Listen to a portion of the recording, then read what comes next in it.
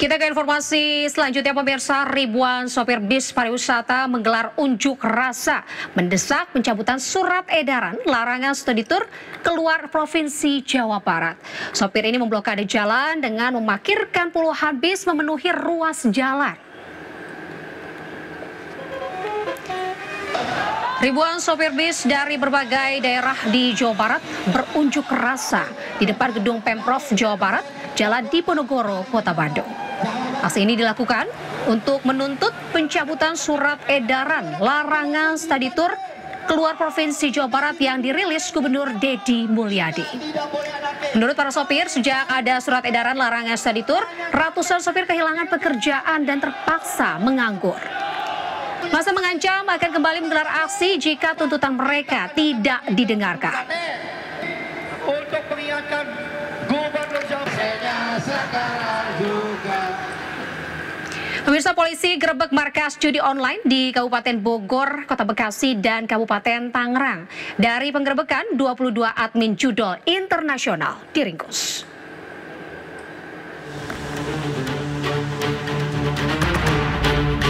Direktorat Tindak Pidana Umum Bareskrim Polri berhasil membongkar jaringan judi online internasional yang serafiliasi dengan server di Cina dan Kamboja. Selain itu, polisi juga amankan 22 tersangka memiliki peran masing-masing. Dalam pengungkapan yang dilakukan serentak di 4 kota, yakni Kabupaten Bogor, Kota Bekasi, Kabupaten Tangerang, serta Denpasar, Bali pada 13 Juni 2025 lalu. Dalam pengoperasiannya, para tersangka memiliki ribuan kartu SIM card yang digunakan untuk mengirimkan promosi atau iklan judi dengan cara broadcast kepada para pengguna WhatsApp secara acak. Dari hasil penggeledahan, polisi menyita sejumlah barang bukti, di antaranya ratusan ponsel, mobil, puluhan komputer dan CPU, serta ribuan kartu SIM card. Dalam menjalankan aksinya, para pelaku meraup keuntungan hingga ratusan miliar rupiah dalam waktu 1 tahun. Guna mempertanggungjawabkan perbuatannya, pelaku terancam beberapa pasal UU ITE, ancaman 6 tahun penjara, denda 1 miliar rupiah, pasal pencucian uang ancaman 15 tahun, denda 1 miliar rupiah, serta pasal 303 ancaman 10 tahun penjara, denda 25 juta rupiah. Tim Liputan iJus melaporkan.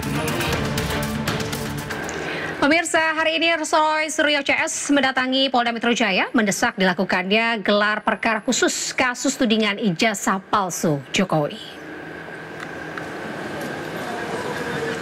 Permintaan gelar perkara khusus dilakukan lantaran Roy Suryo CS sebagai terlapor merasa tak dilibatkan oleh Polda Metro Jaya yang telah meningkatkan kasus ijazah Jokowi dari tahap penyelidikan ke penyidikan. Roy Suryo CS juga meminta agar Jokowi bisa segera diperiksa secara langsung di Polda Metro Jaya sebagai pelapor. Selain itu, Roy Suryo CS mendesak Polda Metro Jaya menyita ijazah Jokowi untuk kepentingan pembuktian dalam laporan. Ini kami sampaikan karena harus ada tindakan berimbang yang sama, equal, agar ada jaminan keadilan dan kepastian hukum. Kalau di Bareskrim saja diadakan gelar perkara khusus, di Polda juga harus demikian. Ya.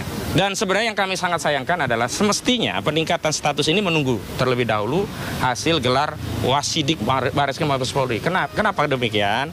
Karena perkara di Polda Metro Jaya dengan perkara di Bareskrim itu sangat beririsan. Sebab tidak mungkin orang bisa dianggap menyebarkan fitnah, ya melakukan pencemaran tentang ijazah palsu sebelum dibuktikan ijazah itu asli. Nah, ijazah yang dipersoalkan ini belum ada hasil kesimpulannya. Ya. Bahkan kami dengan tegas menyatakan sebenarnya proses di Polda Metro Jaya tidak bisa ditingkatkan ke penyidikan sebelum ada putusan pengadilan yang berkekuatan hukum tetap yang memberikan ya deskripsi sahih tentang ijazah saudara Joko Widodo. Pelaku penyelidiknya berbeda sehingga tidak bisa disatukan. Dan paling penting adalah ada kekhawatiran kami kalau tidak disita. Ini kan sudah banyak ya kasus-kasus belum sampai selesai itu kebakaran ya. Di Kejaksaan Agung lagi memeriksa perkara tertentu kebakaran.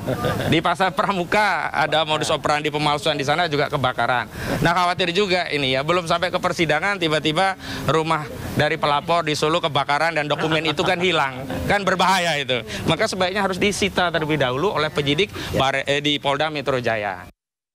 ya, saya pun mengatakan kami selaku quote and quote terlapor itu sudah siap 11.000 triliun % siap kita ya untuk hadir ya. Tetapi sama seperti tadi yang disampaikan Pak Ahmad Kosinudin, dalam perkara ada yang melapor, seharusnya pelapor itu duluan yang diperiksa ya. Pelapor itu duluan, urutannya begitu, dalam KUHP urutannya juga begitu. Jadi tidak lazim, tidak umum, bahkan aneh jika pelapornya, saya makanya juga tanya, kenapa pelapornya belum diumumkan untuk diundang atau dipanggil ya untuk datang.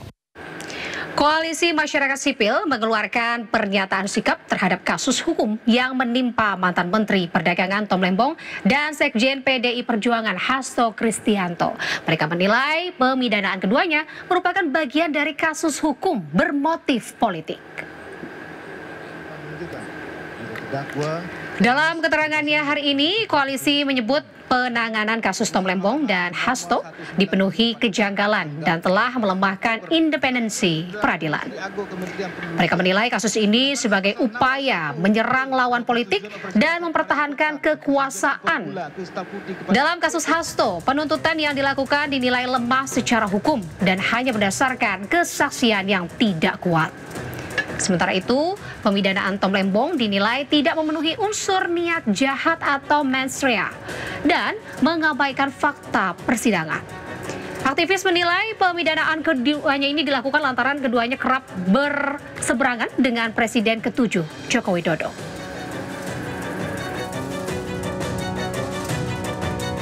Proses hukum terhadap Tom Lembong, terhadap Hasto Kristianto sebagai proses hukum yang terdistorsi oleh faktor politik.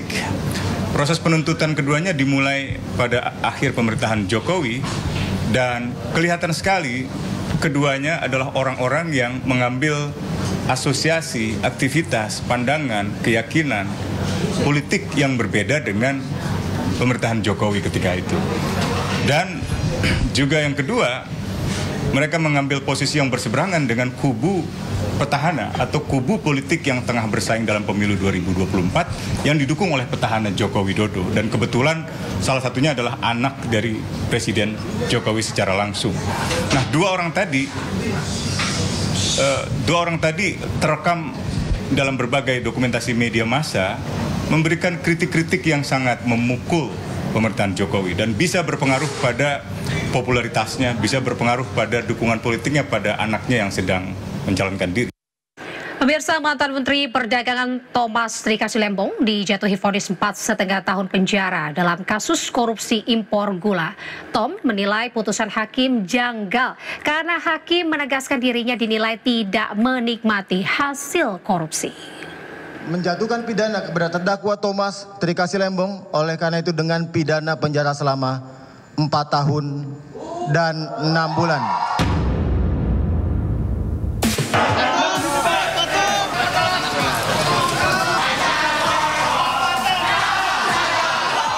Mantan Menteri Perdagangan Thomas Trikasi Lembong mengangkat kedua tangannya yang terborgol usai dijatuhi hukuman 4,5 tahun penjara. Majelis Hakim Pengadilan Tipikor Jakarta menilai Tom terbukti bersalah melakukan tindak pidana korupsi dalam importasi gula sehingga menimbulkan kerugian negara 194 miliar rupiah. Hakim menyebut Tom menjalankan kebijakan impor gula tanpa melalui rapat koordinasi dengan instansi terkait.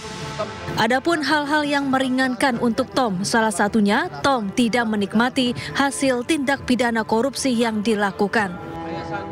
Menjatuhkan pidana kepada terdakwa Thomas Trikasi Lembong oleh karena itu dengan pidana penjara selama 4 tahun dan 6 bulan.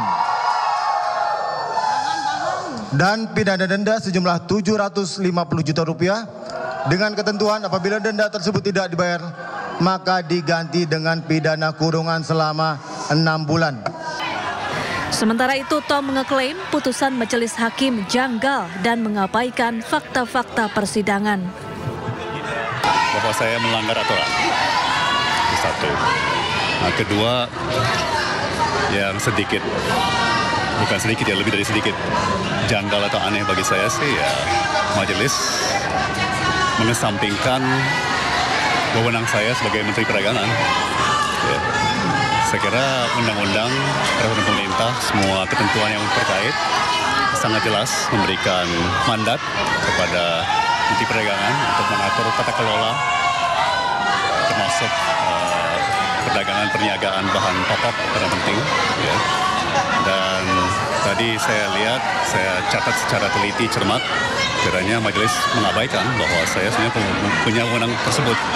Dan juga dengan demikian majelis mengabaikan hampir semua fakta persidangan, terutama keterangan saksi dan ahli. Usai menerima putusan, Tom menyatakan pikir-pikir apakah akan menerima putusan atau mengajukan banding. Dari Jakarta, tim liputan iNews melaporkan.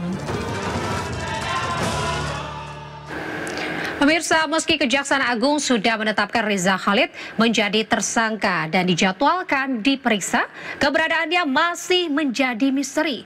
Kemlu Singapura menyatakan Riza tidak ada di sana, sementara awal Februari dia terdeteksi ke Malaysia.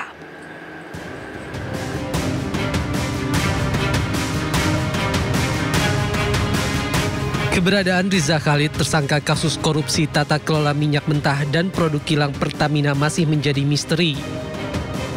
Beberapa waktu lalu, Kejaksaan Agung Republik Indonesia menduga mafia migas itu berada di Singapura. Terkait hal tersebut, Kementerian Luar Negeri Singapura mengatakan berdasarkan catatan imigrasi menunjukkan bahwa Riza Khalid tidak berada di Singapura dan telah lama tak memasuki negara Singapura. Merespon hal tersebut, Kejaksaan Agung RI menyatakan apresiasi atas dukungan pemerintah Singapura terhadap proses hukum yang berjalan di Indonesia. Pemeriksaan keberadaan MRC yang jelas kita pertama mengucapkan terima kasih dulu dan apresiasi terhadap pemerintah Singapura sudah memberikan informasi bahwa yang bersangkutan tidak ada di sana, bahkan Kemenlu juga dari sana juga menyatakan bersedia akan memberikan bantuan seandainya ada di Singapura. Artinya ini kita sudah memastikan bahwa yang bersangkutan tidak ada di sana. Berarti kita coba menjalin nantinya informasi dengan negara-negara tetangga lain yang mungkin kita ada bekerja sama. Sebelumnya Riza terdeteksi pergi ke Malaysia pada 6 Februari 2025. Kepergiannya beberapa hari sebelum anaknya Muhammad Keri Adrianto ditetapkan sebagai tersangka kasus dugaan korupsi tata kelola minyak mentah dan produk kilang PT Pertamina tahun 2018 hingga 2023. Menurut PLT Direktur Jenderal Imigrasi Yuldi Yusman, 6 Februari lalu Riza terdeteksi menuju Malaysia melalui Bandara Suta dan hingga kini belum kembali ke Indonesia. Kini pihak imigrasi Indonesia telah berkoordinasi dengan pihak imigrasi Malaysia dan polisi Malaysia guna mencari keberadaan Riza Khalid. Tim Liputan iNews melaporkan.